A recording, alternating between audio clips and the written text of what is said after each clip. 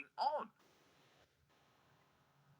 It's just the same as usual, isn't it? It's, who did the police swear at? Like, they swore an oath and they're supposed to protect the liberties and protect the people, and they don't. And again, the government is there to protect the people of this country, and again, they don't. And it's forever playing into the hands and going one narrative. It's just forever that they just seem as if they put the wants and needs of these undocumented men, illegal migrants, are always put as the priority. Whenever they commit a crime, it's hush hush and swept under the carpet. And whenever, like you see that clip you just put up of someone doing a racial slur, that immediately is out there. It's got to be equal for all.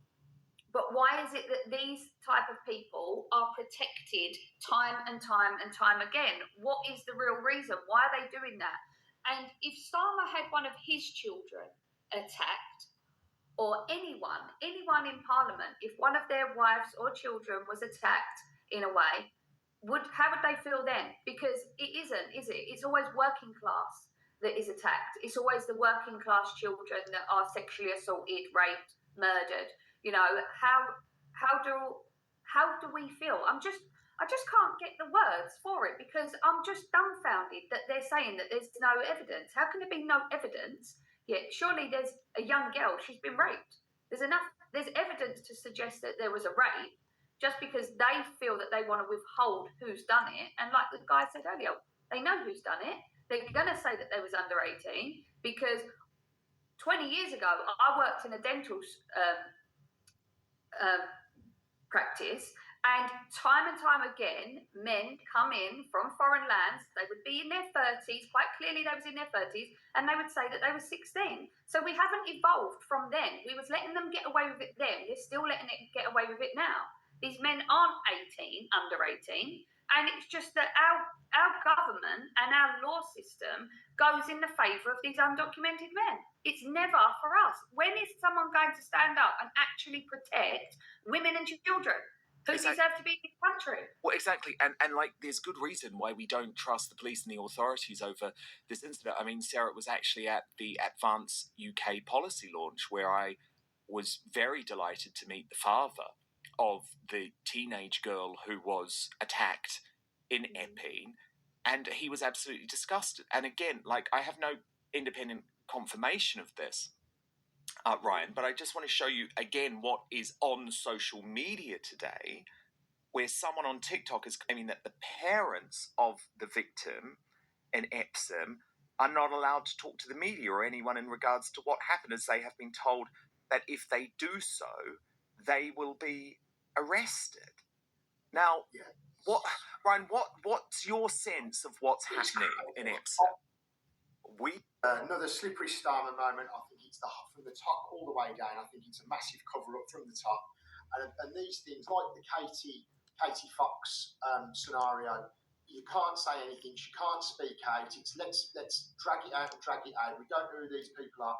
And if the parents of the victims, who, let's first of all say, what a bloody shame for this young girl, and her life is ruined and her family's life ruined yet again due to the failure of the government and due to the failure of previous governments.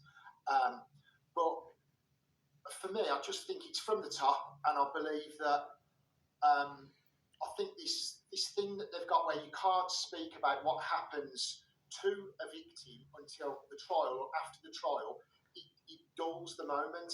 And we ourselves are talking now on a weekly basis, and it's good that we're all getting together and highlighting these things, but we shouldn't be highlighting rapes, murders, sexual assaults. And yet again, there is people at Calais today and Dover and Dunkirk, and they're coming into the country and we're assisting them, and it's a complete disgrace from the top down. Yeah, and I mean, Richard Taylor, what do you make of what the police are trying to say here? And the problem is, Richard, why should we trust the police now? Which is terrible. This is the problem. Yeah. It's terrible. Our trust has been smashed.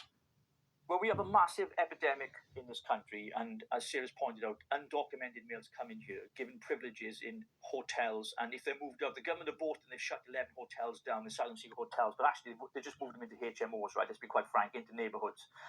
And we have a huge problem that Ryan's mentioned as well with open border policies, and we've had it in the previous government and this government as well, with these males coming here from a lifestyle, a civilization that's completely alien to our Western culture, our values and our way of life. And Epsom is a perfect example of that. And the problem we have here with the police force, if you look at how brutal they were when the protesters turned out on the streets this week about what happened to that young girl, she was, brutally raped by these, I believe, to be migrants myself, personally. I don't have that as evidence, but I believe it would be. But I would say, if you go back to Clapham, there was hardly any police force present at all. No riot police, nothing at all. And you look at the demographics of people that were there, looting shops and everything else, and then you have certain people, I think it was, I'm not sure, the political commentator said, I think it was, I can't remember her name, I put it on X, but she was blaming Trump for the problems in Clapham. I mean, and these people are deranged, right? Oh my God, I played that itself, earlier in the week. It was nuts. The police itself, they're completely, we know there's complete injustice and there's no equality in the law, right? They keep things on the quiet for the simple reason they know if they release who these people are, and should they be migrants, illegal or otherwise, asylum seekers, then they know that the people of this country have had enough. We won't tolerate it anymore. We will go out on the streets and we will let our voices be heard, and we want justice for women and children who are being raped by these evil fucking monsters, because that's what they are, and the British public have had enough of it. And it's about time the police got their heads up their asses and stopped policing people's social media and got out on the streets and started actually, charging people for the crimes that they're committing on our streets. It is absolutely deplorable that this is not happening. Sadiq Khan talks about London being a safe city. Sadiq Khan, he must be living in an alternative universe. The guy has not got a clue what's going on in the streets of London. It is an embarrassment to this country, and Keir Starmer is responsible. He can't pass on responsibility to the Met Police or the Scotland Yard, whatever the case may be. No, he is the Prime Minister of this country, and he's responsible for everything that happens, and that includes law as well. And he needs to rein in and sort this issue out, because let's be honest, we've seen it in Southport. They left a vacuum, and as a result of that, we've seen what happened. You cannot do that. We need to know who these men were. We all kind of know who they are, let's be honest.